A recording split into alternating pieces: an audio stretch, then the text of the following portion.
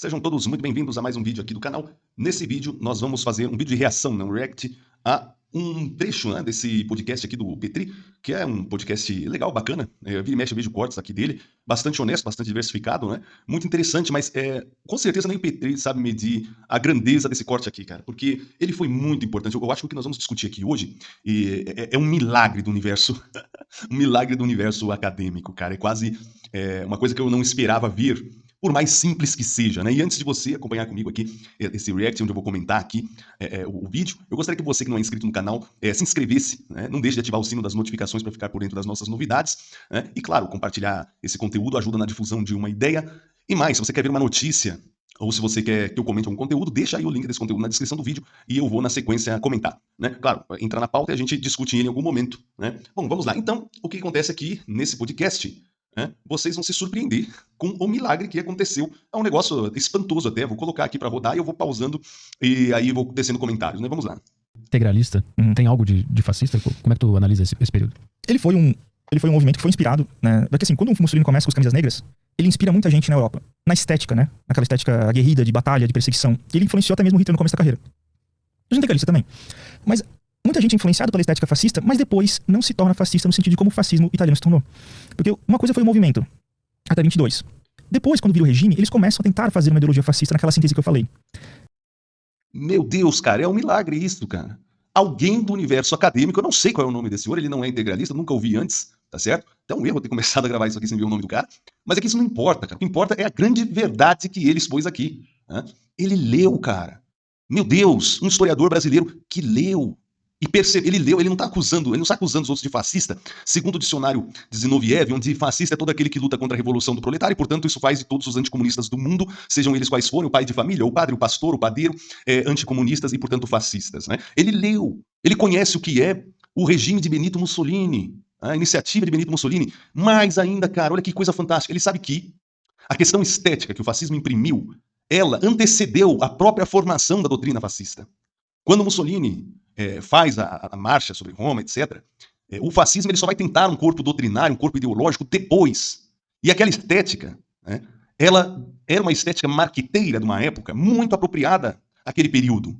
Porque, vejam só, naquele período, as nações estavam polvorosas com problemas inerentes do capitalismo, então, dando várias quebras e desgastando as soberanias nacionais, ali as economias nacionais, e os comunistas, como sempre, se aproveitando disso para instaurar o caos nos países. Então havia um ambiente de caos, um ambiente caótico. E então Mussolini teve uma grande sacada, né? Aquela estética militar, marcha, uniforme, combatividade, né? Os comunistas assassinavam, matavam. Nunca um movimento foi tão violento na história do mundo quanto o comunismo. Ao redor do mundo, o comunismo matou 100 milhões de pessoas. Então esse tipo de coisa, vejam aqui no Brasil, nós tivemos vários episódios de agentes, de revolucionários agenciados pelo comunismo internacional, né? Que vieram aqui propagar o caos. Então esse caos ele requeria para um movimento que fosse oposição tanto ao capitalismo quanto ao comunismo, uma ideia de disciplina. Esses movimentos que queriam fazer essa oposição tinham que ter uma ideia de disciplina, um integralismo. Então, ele tem uma estética de uma época. O Gustavo Barroso tem um livro chamado Integralismo e o Mundo, onde ele analisa esses movimentos que existiam de posição que fica entre o capitalismo e o socialismo, e ele nas palavras dele, diz exatamente o seguinte: por falta de um termo melhor, esses movimentos de tipo fascista, ou seja, por falta de um termo melhor, esses movimentos de tipo fascista. Então o que era isso? Era mostrar para as pessoas que estavam em busca de ordem que o movimento era organizado, era combativo e podia trazer essa ordem à tona. Só que, meu Deus, isso é coisa assim, é surpreendente quando você vê um cara falando a verdade porque ele leu. É importantíssimo. A doutrina do fascismo, ou a ideologia do fascismo, começou a ser montada depois que eles chegaram no poder. Os integralistas, então, eles tinham uma estética parecida, mas não tinham absolutamente nada a ver com a ideologia do fascismo. Quem atualmente age com ideologia muito próxima do fascismo é a esquerda, A esquerda que age com ideologia muito próxima, atualmente. É esses revolucionários mirins que gostam do tudo no Estado, nada contra o Estado, nada fora do Estado. Basta ver como eles querem que o Estado mande na educação, no sexo, no que você pode assistir ou deixar de assistir. Então você já vê por aí quem é que gosta do negócio. Isso é importantíssimo. Esse cara aqui falou uma coisa que eu achei que eu estava começando a pensar que ia morrer sem ver. Um historiador que leu as obras integralistas e concluiu que o integralismo não era fascista. Puta que lá merda. Isso aqui é muito bom, cara. Isso aqui é muito bom. A parte do regime e da síntese não foi copiada aqui no Brasil pelos integralistas e nem por Hitler. Eles ficaram naquela imagem dos camisas negras com o movimento de luta na rua. Essa foi uma das principais inspirações para o nosso integralismo, que tentou fazer algo voltado para um nacionalismo para os problemas brasileiros. que teve toda aquela inspiração fascista, mas não intelectualmente fascista, né? Era mais a estética. Muito mais a estética e aquela vontade de poder, né? De tomar poder, de lutar. Pô, lindo até aí tudo que ele falou, nada tenho a discordar. Qualquer pessoa que vai estudar a fundo, não precisa estudar a fundo, tá? Não precisa. Os documentos básicos do integralismo já mostram que ele não era fascista, né? Agora, essa vontade de poder, quando ele fala que os integralistas tinham uma vontade de poder, não é errado, claro. Todo movimento tem vontade de poder. Se algum movimento político não tiver vontade de poder, ele não tem razão de ser, porque o poder é o instrumento pelo qual você promove as mudanças, né? Pelo qual você promove os ajustes, pelo qual você consegue ali amparar a sociedade subsidiariamente através do Estado, né? Porque eu não quero a intervenção do Estado dizendo quantas palmadas eu dou no filho se ele for mal educado ou fizer birra, etc. Eu quero um Estado para agir subsidiariamente onde eu, como pessoa, não consiga agir e precise de ajuda, né? Mas, por outro lado, se o que ele quis dizer é que os integralistas tinham uma gana de poder, isso já é um pouco errático. Por quê? Porque os integralistas tiveram mais de uma chance de tomar o poder, né? Na Marcha dos 100 mil, nós tivemos chance de tomar o poder.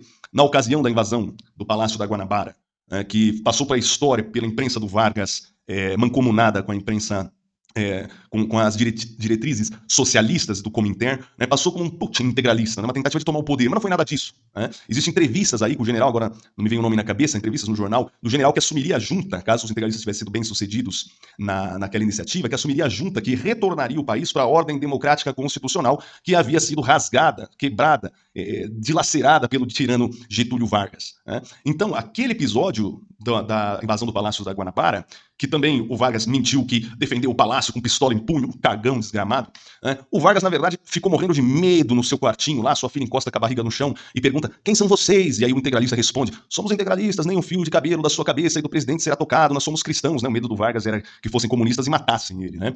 E mais tarde, um telefone lá de segurança e tal, conseguiu contato com o exército, cercaram os integralistas, mataram todo mundo, mataram os integralistas covardemente ali no palácio mesmo, na área aberta, né?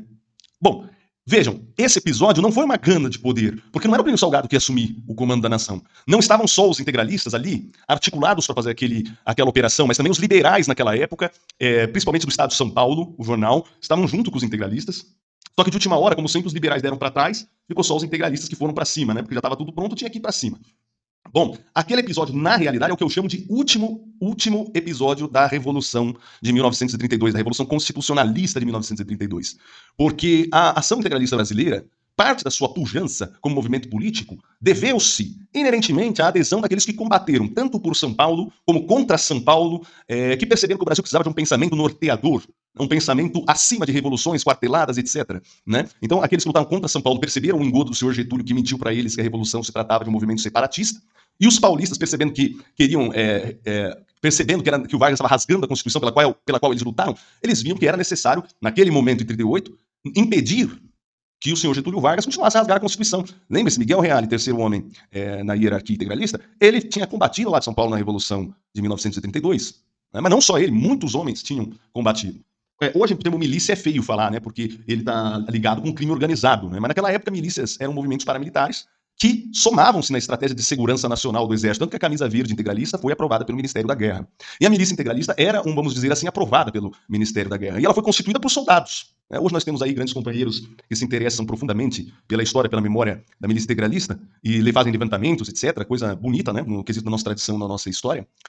E nós percebemos com muita clareza que ela era totalmente feita por militares, organizadas na sua parte técnica por militares, né? A Marinha, por exemplo, naquele tempo, era tão integralista que os integralistas tiveram que fundar a Província do Mar, que era um integralismo dentro da Marinha. Né? Então vocês vejam que essa sede de poder de que ele fala, ela tem uma razão de ser e outra parte que talvez seja algum exagero. Né? Mas de qualquer forma, não é totalmente errado isso que ele falou. Né? É muito mais acertado isso que ele disse. Vejam que coisa boa, né? Ele ter percebido que, apesar da similitude estética, nós não compramos a ideologia fascista. Isso não é verdade, nunca compramos. Né? É só uma similitude estética.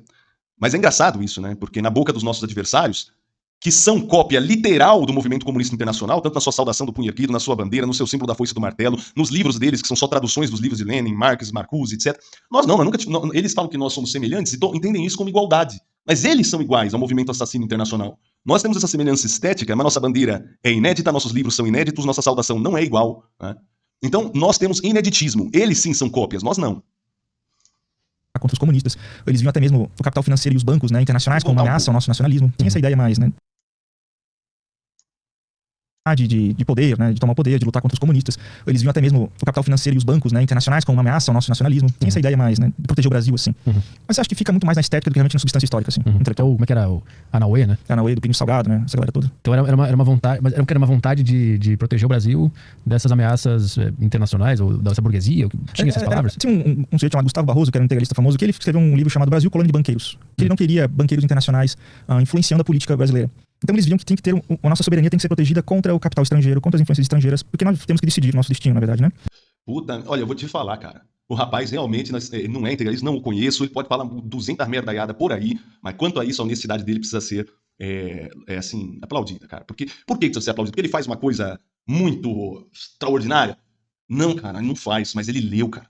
Leu e ele não sofre de anacronismo. Quando ele fala desse livro do Gustavo Barroso, Brasil, Colônia de Banqueiros, ele podia ter sofrido de um anacronismo bárbaro aqui, cara. E ele não faz isso. Vejam, quando o Gustavo Barroso escreveu Brasil, Colônia de Banqueiros, ele usava o termo, muitas vezes sinônimo na época, principalmente no vocabulário nacionalista, de judaísmo internacional para se referir ao banqueirismo internacional. No livro, Gustavo Barroso explica o que é que ele se refere como judaísmo internacional e por banqueirismo internacional, que é precisamente aquela conduta da casa de Rothschild, que, como vocês conhecem a história, através de umas chicanas lá a partir de uma informação privilegiada sobre a Batalha de Waterloo, ele conseguiu assumir o protagonismo econômico mundial. E vejam que interessante, né? Esse sujeito ele não comete um anacronismo cretino de não perceber, ou de tentar alcunhar o Gustavo Barroso como um antissemita. Porque, em primeiro lugar, ele olha aqui para o contexto, o conteúdo do livro e para o que o Gustavo Barroso disse no livro. Ele entende o que aquele termo significava no repertório daquele tempo. Né? Então ele chama atenção para a pauta do livro, que é que o Brasil está escravizado debaixo do banqueirismo internacional. E mais, ele observa que isso está presente em vários tons das cores políticas do nosso país. E isso é verdade. Isso é verdade. No nosso site, www.integralismo.org.br, tem um livro gratuito para você consultar, que é o Integralismo na Vida Brasileira, tá certo? Tá gratuito lá no nosso portal. E se você quiser, você pode comprar ele impresso pela editora Nova Ofensiva, do nosso amigo e companheiro Ronan, tá entendendo? Um sujeito dedicado, leu. Então ele sabe a quantidade de coisas que o integralismo tem que estão presentes em diversos movimentos políticos até hoje. Né? É só olhar o lema Deus, Pátria e Família, e daí você deduz. Mas muitas das nossas críticas também foram absorvidas pela esquerda. Né? É claro que eles corromperam a essência da crítica. Né? Quando você fala, nós temos que acabar com a miséria, né? Com a alienação do trabalho, etc. Isso é bonito, é louvável. Mas quando você fala de, então, destruir a propriedade para tal, quando você fala de aniquilar a dignidade da individualidade da pessoa humana, né, aí você perverteu a pauta. Né? Mas a quantidade de integralismo presente no Brasil nas realizações políticas depois do integralismo como movimento na AIB, né, é imensa e é necessário olhar para isso. Plínio Salgado foi deputado várias vezes, foi candidato à presidência. Brasília foi construída por JK, inspirado num livro de Plínio Salgado chamado Voz do Oeste. Então nós temos aí que analisar essa verdade, porque senão a gente fica correndo o risco de atacarmos aquilo que é mais brasileiro dentro do prospecto político nacional, que é o integralismo, como se ele fosse um inimigo, que é o que está tentando ser feito, né, através do Congresso.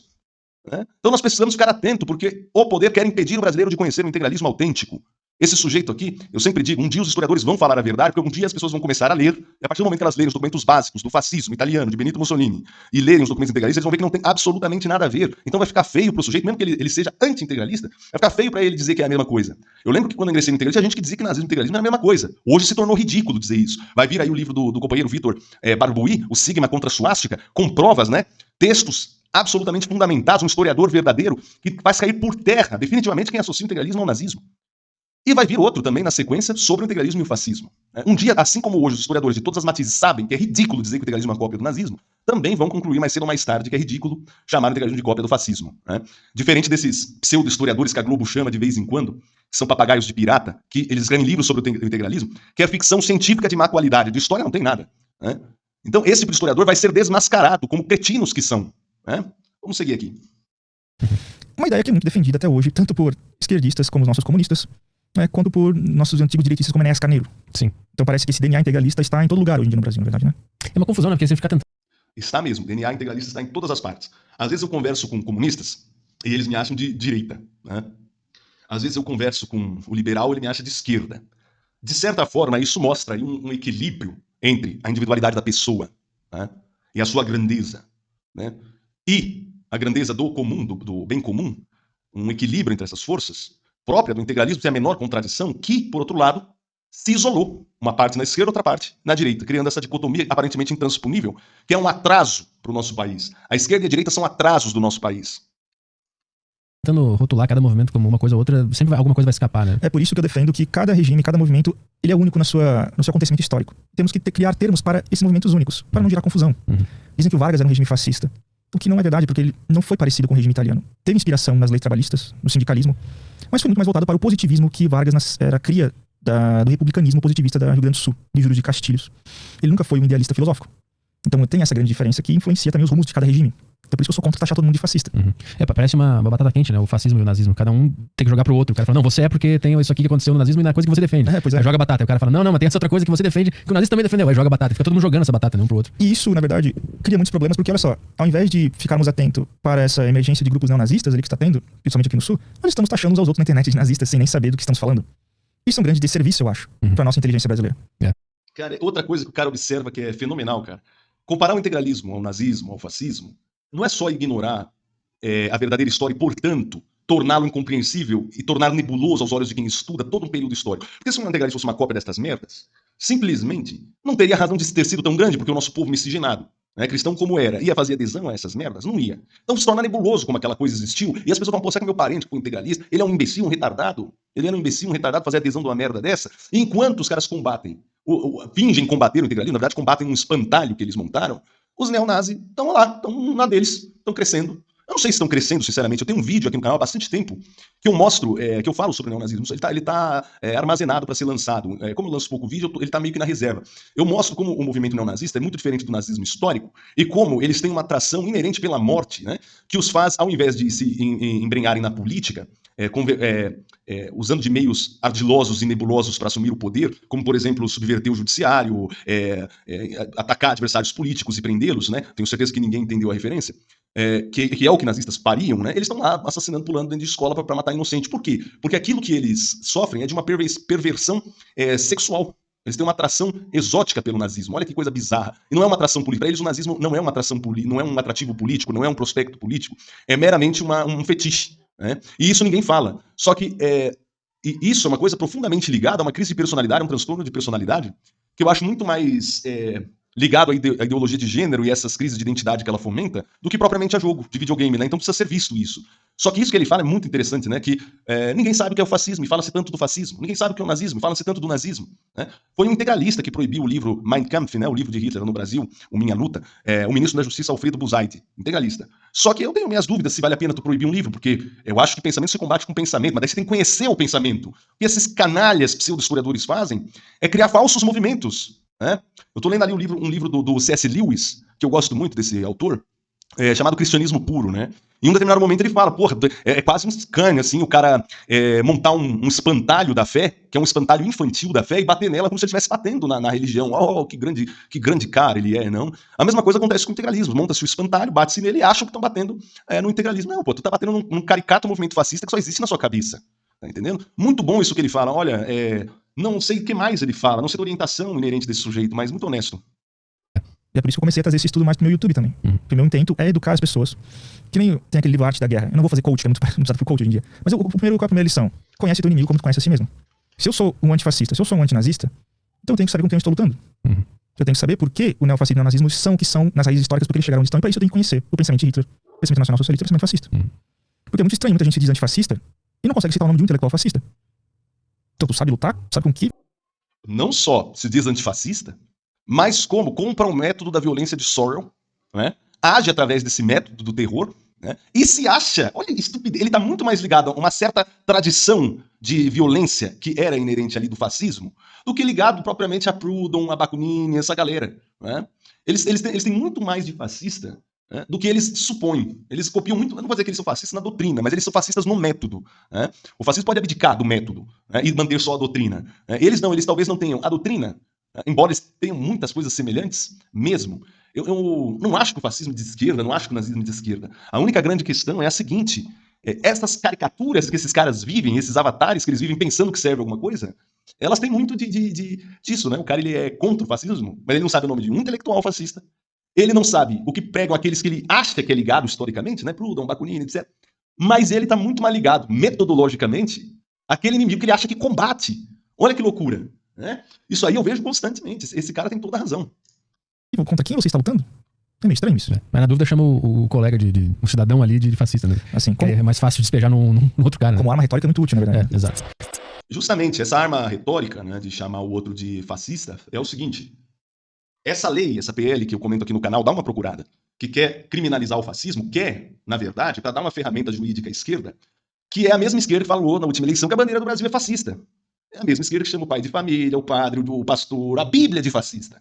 Só que de onde que vem isso, de chamar todo mundo de fascista? Porque o liberal está sendo chamado de fascista, e ele, por acaso, ele é adepto do tudo no Estado, nada contra o Estado, nada fora do Estado, do Mussolini? Não é, cara. Leu o Gentili? Não leu, cara. Ele é idealista? Não é. Ele é materialista agnóstico, liberal. Mas como é que, então, ele está sendo chamado de fascista? É porque no dicionário soviético, Zinoviev, o fascismo é definido, como eu disse, como todo aquele que luta contra o proletariado, contra a revolução do proletariado. Então, nesse caso, todos que são contra essa asquerosa, demoníaca, violenta ideologia sanguinária do comunismo, seja quem for, a pessoa tem que lutar contra o comunismo, mesmo se ela não for nada, cara. É só pra não ser comunista. Tá? É só pra não ser comunista. Pra você não ser comunista, não viver num país comunista, você não precisa ter algo pra pôr no lugar, cara. Só tem que lutar contra os comunistas, porque é muito ruim aquilo, cara. É muito ruim, é desprezível. É só você ver quem é comunista no nosso país. Olha pra quem é comunista, cara, e vê se é isso que você quer pro teu futuro. É pra aquele cara, aquele merdinha ali que tu tá querendo dar o destino da sua nação, o futuro dos seus filhos e netos. Tem que combatê-los porque eles são inerentemente maus. Vocês estão entendendo? Bom, então eles chamam todos de fascistas, nós somos contra isso aí. Aí sim, nesse segundo caso, o integralismo é fascista. Mas bom, nesse segundo caso, quem não é? Essa é a grande pergunta, né? No primeiro caso, eu não tenho nenhuma relação, nenhuma, como é que eu posso dizer? Eu respeito o levante contra o comunismo, eu sempre vou respeitar, você não querer ser comunista e lutar. Afora essa postura, eu não concordo com absolutamente nada que está no fascismo lá. Né? Eu sou corporativista, mas eu sou pela corporação orgânica, não sou pela corporação estatal. Né? Então, o que eu tenho a ver com Mussolini? Não tenho nada a ver com Mussolini. Né? Nós não temos nada a ver com Mussolini. Com o fascismo que foi criado após a tomada do poder pelos fascistas, não tem nada a ver.